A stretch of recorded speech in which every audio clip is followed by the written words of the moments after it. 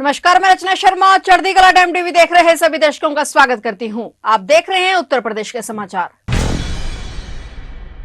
UP में भाजपा सरकार के 9 साल पूरे होने पर प्रदेश के पर्यटन मंत्री जयवीर सिंह ने योगी सरकार की उपलब्धियां गिनवाई हैं। उन्होंने दावा किया कि घरेलू पर्यटन में यूपी देश में पहले स्थान पर पहुंच गया है। आस्था, संस्कृति और पर्यटन मिलकर प्रदेश के विकास को नई दिशा दे रहे हैं। 9 वर्षों में ग्रेवयार्ड इकोनॉमी से टेम्पर इकोनॉमी तक का यह बदलाव यूपी के बदलते स्वरूप और सांस्कृतिक आध्यात्म विश्वास को दर्शाता है। 2017 के बाद प्रदेश की कानून व्यवस्था बेहतरीन हुई। यही वजह है कि वर्ष 2025 में 156 करोड़ पर्यटक यूपी आए। इसमें 36 लाख विदेशी पर्यटक शामिल रहे। ये बातें पर्यटन एवं सांस्कृतिक मंत्री जयवीर सिंह ने लोक भवन में आयोजित प्रेस वार्ता में कही। उन्होंने बताया कि घरेलू पर्यटन में यूपी देश में पहले स्थान पर पहुंच गया है। राम मंदिर से अयोध्या में वर्ष 2025 में करीब 30 करोड़ श्रद्धालुओं का आवागमन रहा। मंत्री ने कहा कि दीपोत्सव, देव दीपावली और ब्रज के रंगोत्सव जैसे आयोजन अब आर्थिक गतिविधियों के बड़े केंद्र बन गए हैं। मंत्री के मुताबिक पर्यटन नीति 2022 के तहत 36,681 करोड़ रुपए का निवेश हुआ है, जिसमें करीब 5 लाख रोजगार के अवसर बनने की संभावना है। वहीं 1,757 पर्यटन इकाइयों का पंजीकरण किया गया है। साथ ही 16 वन्यजीव क्षेत्रों में इको टूरिज्म को बढ़ावा मिला है और 850 गाइडों को प्रशिक्षित किया गया है। हम लोग कह सकते हैं कि ग्रेवयार्ड इकोनॉमी को समाप्त करके उत्तर प्रदेश ने टेम्पल इकोनॉमी को स्थापित करने का काम किया है। ये अकेला बदलाव नहीं है, ये सोच का बदलाव है। ये शासन की प्राथमिकताओं का परिवर्तन है। ये दिखाई पड़ रहा है जिसमें सनातन संस्कृति के साथ जिस प्रकार से अपनी विरासत के विकास के साथ विकास की यात्रा करने का जो संकल्प हमारी सरकार ने लिया था आदरणीय योगी जी के नेतृत्व में, वो धरातल पर उतरता हुआ दिखाई पड़ रहा है। अगर और गांव देहात की तरफ बात करें तो उसमें भी हम लोग आज जो हमारे विभिन्न संस्कृतियों की आस्था के स्थान है, उनके साथ साथ जो रामलीला होती थी या ऐसे स्थान थे जहां सालाना कोई कार्यक्रम होते थे, उनको ज्यादातर जगह लोगों ने अवैध कब्जे कर ले रहे थे, घेर ले रहे थे, माफियाओं के द्वारा उन पर हो रहा था।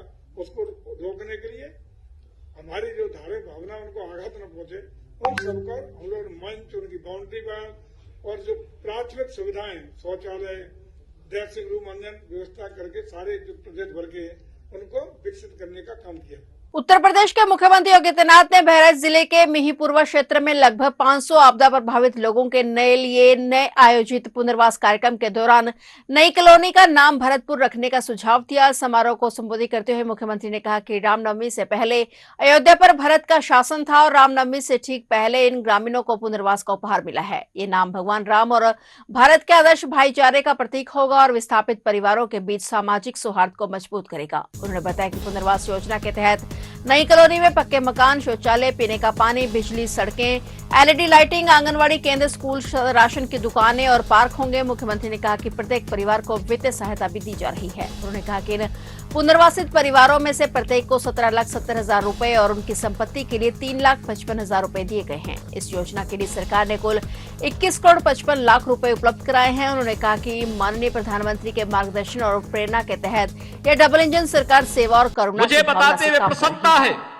कि यहां पर हम लोगों ने जिन परिवारों को यहां पे हम पुनर्वास कर रहे हैं, इन परिवारों के लिए हम लोगों ने प्रत्येक परिवार को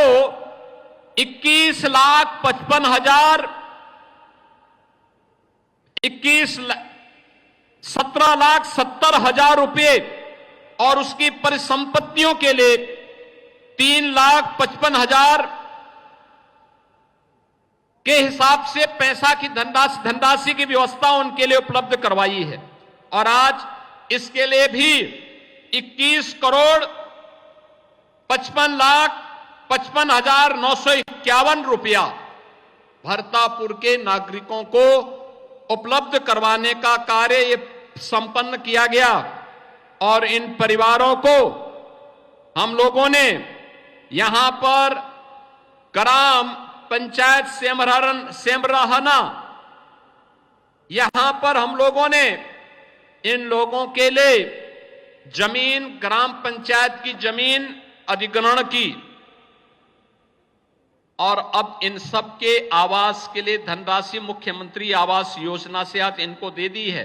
और जिलाधिकारी बहराइच की जिम्मेदारी दे दी गई है कि यह आवास बेतरतीब नहीं बनेंगे, कॉलोनी बनेगी इनकी। पैसा इनके पास पहुंच गया है, शौचालय के लिए भी पैसा इनके पास पहुंच गया है और वहां पर कॉलोनी बनेगी। कॉलोनी का नमूना यहां पे मंच पे भी दिखाया गया है और साइड में भी दिखाया गया है। बेहतरीन कॉलोनी इन सभी परिवारों के लिए। विद्यालय भी नजदीक, आंगनवाड़ी केंद्र भी नजदीक, राशन की दुकान भी नजदीक।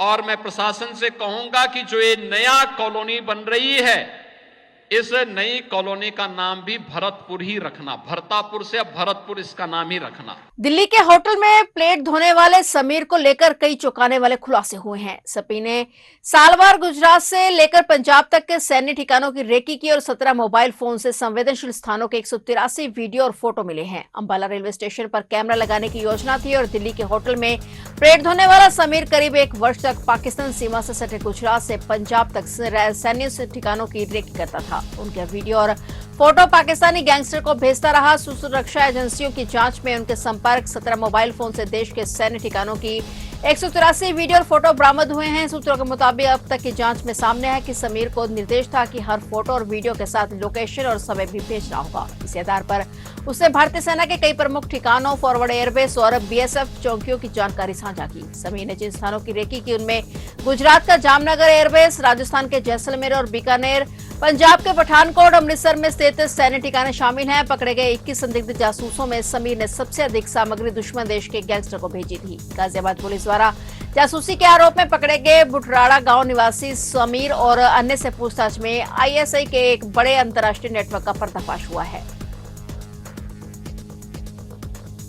उत्तर प्रदेश में हर घर नल से जल पहुंचाने के अभियान में सुस्ती बरतने और वाले अधिकारियों पर मुख्यमंत्री योगी आदित्यनाथ की जीरो टॉलरेंस नीति का डंडा चला है। नमामि गंगे और ग्रामीण जलापूर्ति विभाग ने बड़ी कार्रवाई करते हुए 26 इंजीनियरों और कर्मचारियों के खिलाफ सख्त कदम उठाए हैं। इनमें से 12 को तत्काल प्रभाव से निलंबित कर दिया गया है। जल जीवन मिशन सरकार की प्राथमिकता वाली योजनाओं में से एक है और विभाग के अपर मुख्य सचिव अनुराग श्रीवास्तव ने पाया कि कई जिलों में प्रोजेक्ट का काम बहुत धीमी गति से चल रहा था और इंजीनियरों द्वारा लापरवाही बरती जा रही थी। मुख्यमंत्री के निर्देश पर काम में लेट लतीफी करने वाले अधिशांसी अभियंता, सहायक अभियंता और जूनियर इंजीनियर रैंक के अधिकारियों पर यह गाजगिरी है। लखीमपुर खीरी, जौनपुर, गाजीपुर और चंदौली के अधिशांसी अभियंताओं समेत कुल 12 लोगों को निलंबित कर दिया गया है। इनमें बिजनौर, औरैया, हाथरस और आजमगढ़ के सहायक और जूनियर इंजीनियर भी शामिल हैं। औरैया, मैनपुरी, प्रयागराज और शामली के 4 अधिशांसी अभियंताओं के खिलाफ अनुशासनात्मक जांच के आदेश दिए गए हैं। बड़ी गाजियाबाद पर आगरा और मिर्जापुर के इंजीनियरों को काम में सुधार न होने पर नोटिस थमाया गया है। लापरवाही और शिकायतों के आधार पर 7 इंजीनियरों को अलग अलग जिलों में भेज दिया गया है। सीएम योगी का कहना है कि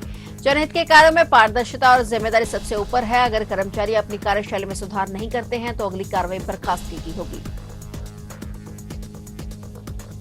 आगरा के ताजगंज में 8 साल की बच्ची की हत्या कर शव को आटे के ड्रम में छिपा दिया गया, जिससे इलाके में सनसनी फैल गई। किराएदार आरोपी फरार है और पुलिस उसकी तलाश में जुटी है और हत्या के कारणों की जांच जारी है। बालिका की हत्या का आरोप किराएदार सुनील पर ही है। उसके कमरे में शव पड़ा मिला। यह घटना के बाद से भाग गया है और पुलिस उसकी तलाश में लगी है। परिजनों ने बताया कि सुनील पर कभी शक नहीं था, वो ऐसा करेगा। थाना ताजगंज क्षेत्र स्थित सिद्धार्थनगर में मंगलवार को घर के बाहर लापता हुई जूता कारखाना संचालक दिनेश की 8 वर्षीय बेटी प्रज्ञा की हत्या कर दी गई। उसका शव किराएदार सुनील के कमरे में आटे के ड्रम में मिला और शव देखकर लोग आक्रोशित हो गए। फतेहाबाद रोड पर आकर जाम लगा दिया और इस दौरान वाहनों पर ईंट पत्थर फेंकने लगे और तोड़फोड़ की कोशिश की। डीसीपी सिटी सैयद अली अब्बास ने बताया कि आरोपी फरार है और उसकी तलाश में टीमें लगा दी गई हैं। हत्या की वजह अभी स्पष्ट नहीं हो सकी है। परिजनों ने पुलिस को बताया कि घर में पहले ही मंजिल पर किराएदार सुनील रहता है और मंगलवार शाम से उसकी मां घर में नहीं है, वह खुद भी लापता हो गया है। इस पर पुलिस ने उसके कमरे को खोला और एक बोरे में आटे का ड्रम रखा हुआ था और पुलिस ने जैसे ही उसे खोला बच्ची का शव बरामद हो गया। यह देखकर सभी के होश उड़ गए। आशंका है कि बच्ची की हत्या गला दबाकर की गई है। इसका कारण आरोपी की गिरफ्तारी के बाद ही पता चलेगा। देश के कई राज्यों में पेट्रोल डीजल खत्म होने की एक अफवाह ने पैनिक बाइंग की स्थिति पैदा कर दी है। मध्य प्रदेश और गुजरात से शुरू हुआ यह सिलसिला अब उत्तर प्रदेश, महाराष्ट्र, असम और दक्षिण भारत के राज्यों तक पहुंच गया है। आलम यह है कि पेट्रोल पंपों पर वाहनों की कई किलोमीटर लंबी कतारें लगी हैं, जबकि प्रशासन बार बार दावा कर रहा है कि तेल का स्टॉक पर्याप्त है और यूपी के कई जिलों जैसे प्रयागराज, गोंडा, सिद्धार्थनगर और हापुड़ में लोग अपनी गाड़ियों की टंकियां फुल कराने के लिए घंटों लाइन में खड़े रहते हैं। यहाँ पेट्रोल खत्म होने की खबर आग की तरह फैली और देवरिया की डीएम दिव्या मित्तल ने वीडियो वीडियो संदेश जारी कर लोगों से शांति की अपील की और कहा कि आपूर्ति सच जारी है और यहां पर कुछ पंप बंद होने से अफरा तफरी मच गई। हालांकि पंप मालिकों और एडीएम आलोक कुमार ने स्पष्ट किया है कि तेल की कोई कमी नहीं है और अफवाह फैलाने वालों पर एफआईआर दर्ज की जाएगी। सरकार और जिला प्रशासन ने साफ कह दिया है कि देश में ईंधन और गैस की पर्याप्त भंडार मौजूद है। लोग किसी भी अपुष्ट खबर या सोशल मीडिया संदेश पर भरोसा न करें। सप्लाई चेन पूरी तरह सुरक्षित है।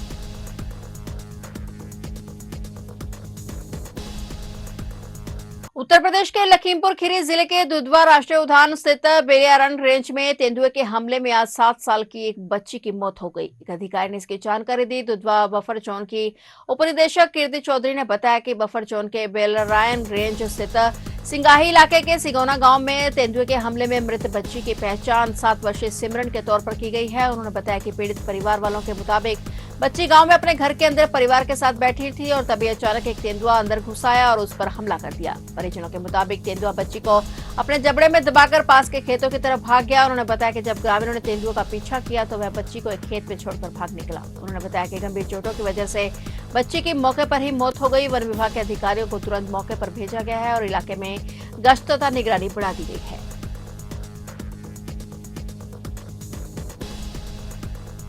उत्तर प्रदेश के गाजियाबाद में 21 मार्च को एनसीपी यूथ विंग द्वारा एक विशेष समाज सेवी सम्मान समारोह का आयोजन किया गया। कार्यक्रम की अध्यक्षता एनसीपी यूथ विंग के राष्ट्रीय अध्यक्ष धीरज शर्मा ने की और वहीं राष्ट्रीय महासचिव और उत्तर प्रदेश प्रभारी डॉक्टर विमल शर्मा के नेतृत्व में यह आयोजन संपन्न हुआ। इस समारोह की थीम रही अचित पथ, विकास, विश्वास और विरासत। इस अवसर पर पार्थ पवार का जन्मदिन पारंपरिक तरीके से नहीं बल्कि भावनात्मक और विचारात्मक रूप से मनाया गया। कार्यक्रम में केक काटने और औपचारिक जन्मदिन समारोह का आयोजन नहीं किया गया। धीरज शर्मा ने कहा कि यह आयोजन अजित दादा पवार का विचारधारा और जनसेवा के मूल्यों को आगे बढ़ाने का संकल्प का प्रतीक है। कार्यक्रम के दौरान संगठन विस्तार, युवा शक्ति को सशक्त बनाने और संगठन को मजबूत करने पर विशेष जोर दिया गया। गाजियाबाद के पवन योगी की इस कार्यक्रम में अहम भूमिका रही। इस मौके पर एनसीपी यूथ विंग के पदाधिकारी, कार्यकर्ता और विभिन्न राज्यों से आए प्रतिनिधि बड़ी संख्या में मौजूद रहे।